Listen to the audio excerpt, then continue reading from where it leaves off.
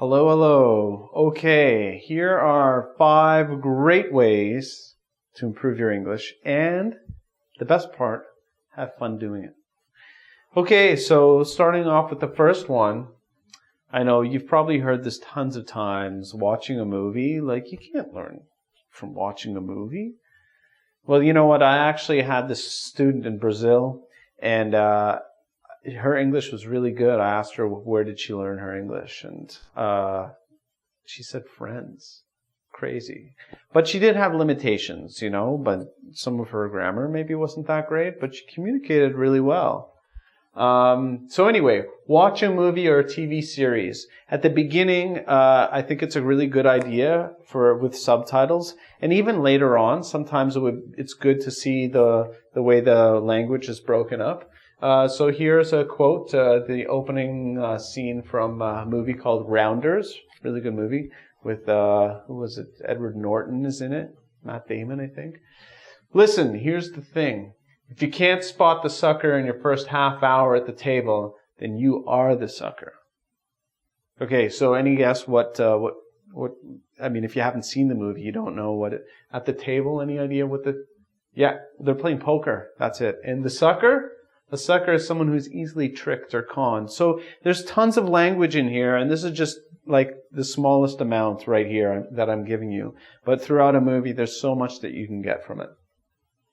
Here's another thing. Read a book, newspaper, or read something online. The only problem with things online sometimes, depending on the site, if it's like a reputable site, like a good site where there are people who are writing English is their first language, or they're just good writers, then you'll see very good quality writing. But sometimes the writing online can be quite poor, so you just have to be careful about that.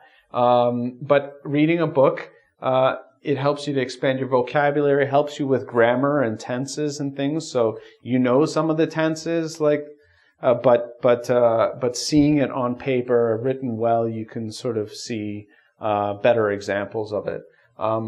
But one of the most important things too is choose something that is at your level, because if it's not at your level, then you're going to get frustrated to put it down, and then you're not learning anything.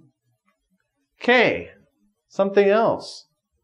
So don't get, all high on yourself. Okay, there's plenty to learn with children's poems. So here's a little poem here. There are no happy endings. Endings are the saddest part. So just give me a happy middle and a very happy start. So that was by Shel Silverstein. He's a great children's author.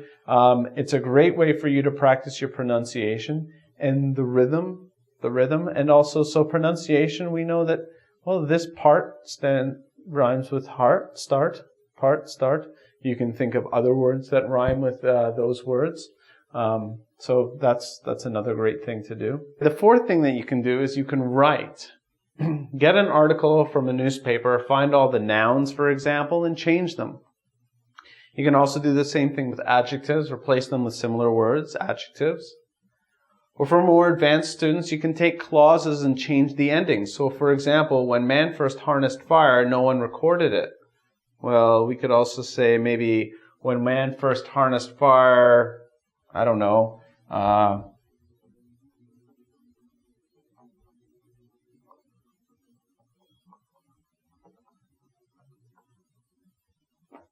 everyone had a barbecue. Yeah. Or we could change man to woman. First discovered. Instead of fire, maybe we want to put nail polish. And then, well, anyway, you can think of so many different ways to change the sentence, but we've kind of got the first sort of clause here, and so you can just sort of play around with it. And the good thing about this is it really helps you to maybe expand or use certain clauses or ways of writing that you wouldn't maybe normally think about, but you can try it, and you can use someone else's sort of writing style. So it's really great. I mean, all great artists started off by stealing, so. Okay, and last but not least, of course, the best thing, number 5, talk with someone. Videos are great, especially this one, But they don't talk back, so yeah, you're probably like wondering, like, why am I not talking right now? You probably maybe tried to push a button right there. I know it's frustrating, but you couldn't tell me that. I know, so that's the frustrating thing about videos, but they can be good. And anyway, so these 5 great things right here, the watching a movie, what's the next one? Reading children's poems, writing, and talking to someone. Those are great ways for you to improve your English and, have fun doing it. So anyway, I hope you enjoyed this video. And if you did, subscribe to my channel. And if you want to see some more great videos just like this one, go to www.ingvid.com. And also you can take a quiz on this one. I can make sure that you're paying attention.